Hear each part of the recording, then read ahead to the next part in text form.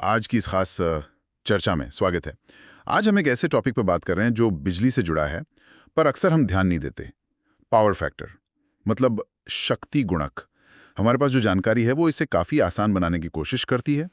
तो पहला सवाल यही है कि ये पावर फैक्टर आखिर है क्या चीज़ और हमें इससे क्या लेना देना, है ना? सोर्स कहता है कि ये असल में इस्तेमाल हो रही पावर और कुल पावर के बीच का एक अनुपात है। सुनने में तो सीधा है, पर इसके पीछे काफ़ी कुछ है। आज का हमारा मकसद है इसी पावर फैक्टर की पहेली को सुलझाना। ये क्यों ज़रूरी है हमारे घरों के लिए, इंडस्ट्रीज़ के लिए। चलिए इसी को समझते हैं। ठीक है, तो सबसे पहले वो जो फॉर्मूला दिया है उसी को देखते हैं। Power factor is equal to kilowatt KW भागा किलोवोल्ट एम्पियर KVA, और इसे कॉस फाई भी कहा गया है। ये KW और KVA ये क्या है, इन्हें थोड़ा सा खोलें तो। हाँ, बिल्कुल। ये 3 तरह की पावर समझना बहुत जरूरी है पावर फैक्टर को समझने के लिए। सबसे पहले है एक्टिव पावर, मतलब किलोवाट, KW। इसे वास्तविक शक्ति भी कहते हैं। जैसा सोर्स में कहा गया है, यूजफुल पावर, और ये नाम एकदम सही है। ये वो पावर है जो सच में कुछ काम करती है, जैसे बल्ब जलाना, पंखा चलाना, कोई मशीन चलाना। असल में हम इसी पावर के पैसे देते हैं बिजली कंपनियों को, क्योंकि यही काम आती है। अच्छा, यानी जो काम हो रहा है वो KW है। बिल्कुल। फिर दूसरी है रिएक्टिव पावर। इसे KVAR यानी किलोवाट एम्पियर रिएक्टिव में मापते हैं। ये थोड़ी कह सकते हैं घुमावदार चीज है। सोर्स के हिसाब से ये सीधे सीधे कोई काम नहीं करती, मतलब इससे बल्ब नहीं जलता, लेकिन ये बहुत सारे उपकरणों के लिए जरूरी है, खासकर वो जिनमें मैग्नेटिक फील्ड बनता है, जैसे कि मोटर, ट्रांसफार्मर। अच्छा, जैसे मोटर को घूमने के लिए एक माहौल चाहिए। हाँ, बिल्कुल सही। एक तरह का अदृश्य चुंबकीय माहौल। रिएक्टिव पावर वही बनाती है। ये खुद काम नहीं करती, पर काम होने के लिए सेटअप तैयार करती है। ये सिस्टम में बहती रहती है। ठीक है, और तीसरी वाली? तीसरी है अपैरेंट पावर, जिसे KVA, किलो वोल्ट एम्पियर में मापते हैं। इसे आप समझ लीजिए कुल पावर, यानी एक्टिव और रिएक्टिव पावर का मिला जुला असर, जो पूरा लोड सिस्टम से खींचता है। मतलब पावर सप्लाई को इतनी पावर भेजनी पड़ती है। ये कुल बोझ हुआ एक तरह से। हाँ, गणित के हिसाब से देखें तो ये KW और KVAR का वेक्टर योग है, पाइथागोरस थ्योरम जैसा।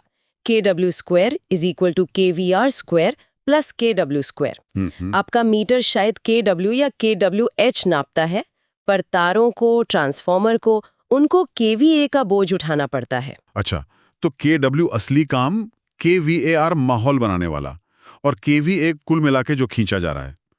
ठीक है, अब वापस पावर फैक्टर पर आते हैं।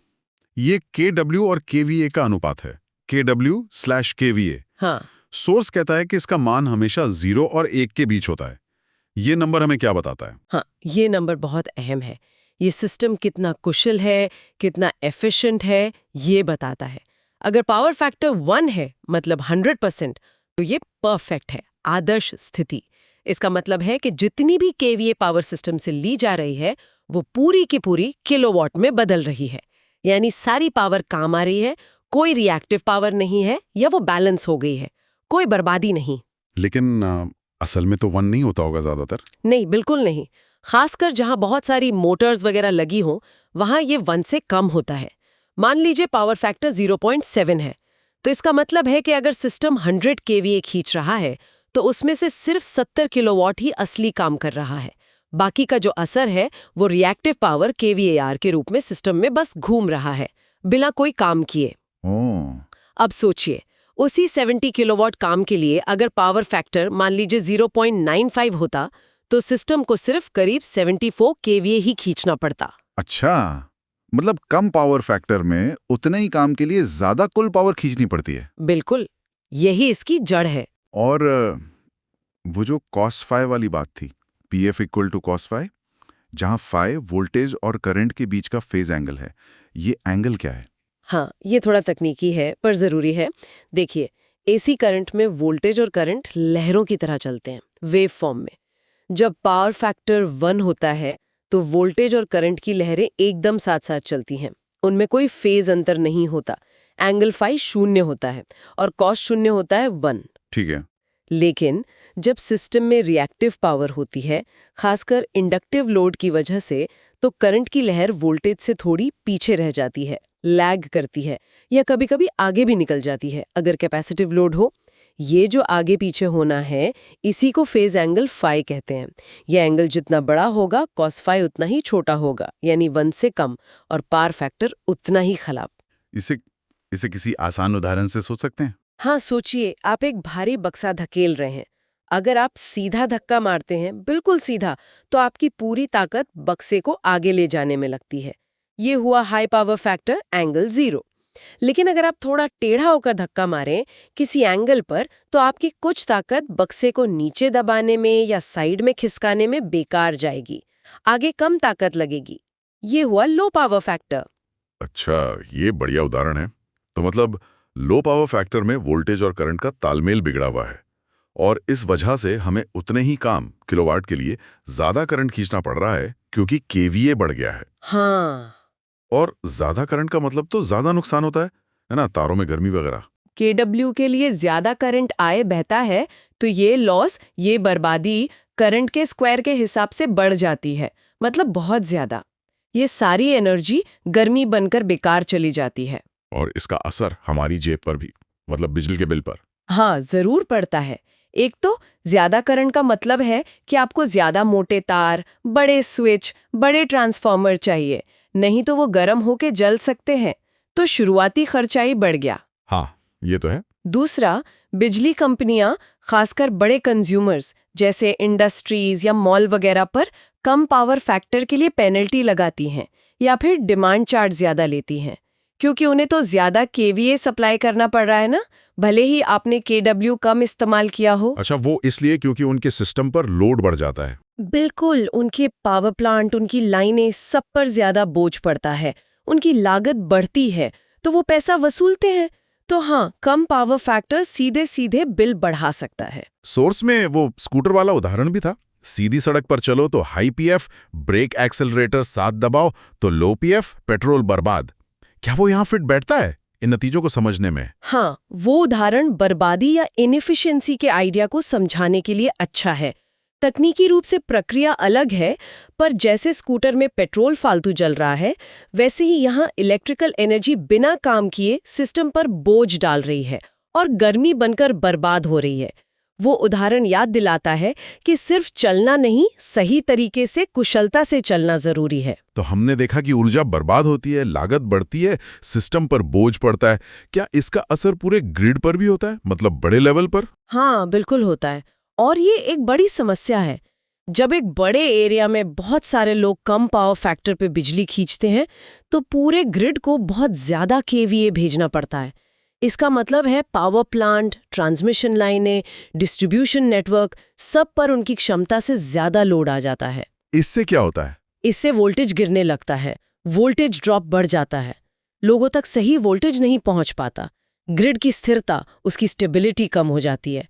आसान भाषा में कहें तो ग्रिड की कुल केडब्ल्यू पहुंचाने की क्षमता कम हो जाती है, क्योंकि उसका काफी हिस्सा बेकार की केवीआर सप्लाई करने में खर्च हो रहा है। ये तो ऐसा हुआ जैसे ट्रक में जगह तो है, पर वो थर्माकोल से भरा है, असली माल कम आ पा रहा है। हाँ, बिल्कुल वैसा ही। ये तो काफी गंभीर बात है। अच्छा, सोर्स में इसके कारणों पर ज्यादा नहीं बताया, पर आमतौर पे कौन जिम्मेदार होता है कम पावर फैक्टर के लिए? हाँ, जैसा हमने पहले भी बात की, मुख्य कारण होते हैं इंडक्टिव लोड, मतलब ऐसे उपकरण जो चलने के लिए मैग्नेटिक फील्ड बनाते हैं। इनमें सबसे आम है एसी मोटर्स, जो पंखे, पंप, कंप्रेसर, फैक्ट्रियों की मशीनें सब में होती हैं। हाँ, मोटर्स तो हर जगह है। बिल्कुल। फिर ट्रांसफॉर्मर्स, इंडक्शन भट्टियां और पुरानी वाली ट्यूबलाइट्स जिनमें वो चोक या बैलिस्ट होता था। जहां भी ये सब चीज़ें ज़्यादा इस्तेमाल होती हैं, जैसे इंडस्ट्रीज, बड़े ऑफिस, मॉल, खेती के पंप, वहां पावर फैक्टर कम होने का खतरा रहता है। आजकल के इलेक्ट्रॉनिक सामान भी कुछ करते हैं क्या? हाँ, कुछ हद तक। जैसे कंप्यूटर के एसएमपीएस वगैरह, ये नॉन लीनियर लोड होते हैं। ये हार्मोनिक्स पैदा करते हैं, जो पावर क्वालिटी को खराब करते हैं और पावर फैक्टर पर भी असर डाल सकते हैं। पर वो थोड़ा अलग मसला है।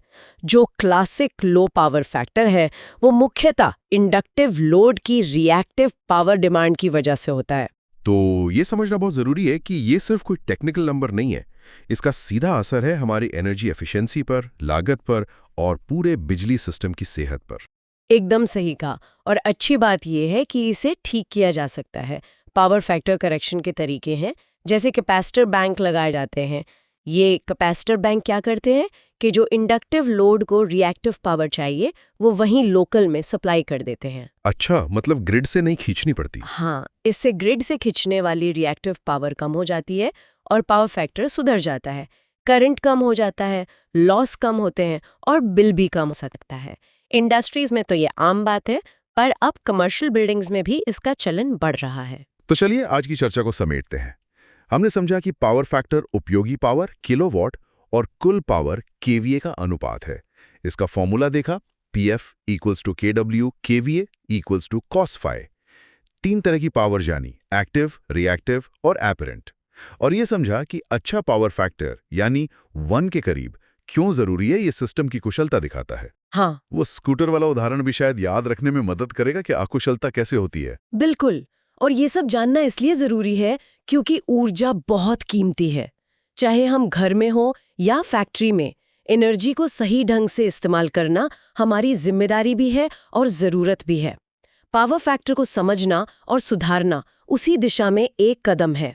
इससे पैसे भी बचते हैं, हमारा पावर इंफ्रास्ट्रक्चर भी ठीक रहता है और पर्यावरण पर बोझ भी कम होता है। हाँ, क्योंकि कम बर्बादी मतलब कम बिजली बनानी पड़ेगी। एग्जैक्टली। बेहतर पावर फैक्टर मतलब स्मार्ट एनर्जी का इस्तेमाल। तो इस चर्चा के आखिर में श्रोताओं के सोचने के लिए एक सवाल छोड़ते हैं। अब हम ये जानते हैं कि मोटर्स, AC जैसे इंडक्टिव लोड कम पावर फैक्टर करते हैं और एनर्जी बर्बाद होती है। तो जरा सोचिए, हमारे घरों में, ऑफिस में, आसपास ऐसी कितनी चीजें लगी होंगी जो चुपचाप ये रिएक्टिव पावर खींच रही हैं। और अगर इन सब छोटी छोटी बर्बादियों को जोड़ दिया जाए तो पूरे देश के लेवल पर कितनी बिजली और कितना पैसा यूं ही बर्बाद हो रहा होगा, जिस पर हमारा ध्यान भी नहीं जाता। सोचने वाली बात है कि कैसे एक अदृश्य सी लगने वाली चीज का इतना बड़ा असर हो सकता है। आपको वीडियो कैसा लगा कमेंट में जरूर बताएं। और हाँ, वीडियो को लाइक और शेयर करें और चैनल इलेक्ट्रो वायरल को सब्सक्राइब करना ना भूलें। मिलते हैं अगले वीडियो में एक नए इलेक्ट्रिकल टॉपिक के साथ। धन्यवाद।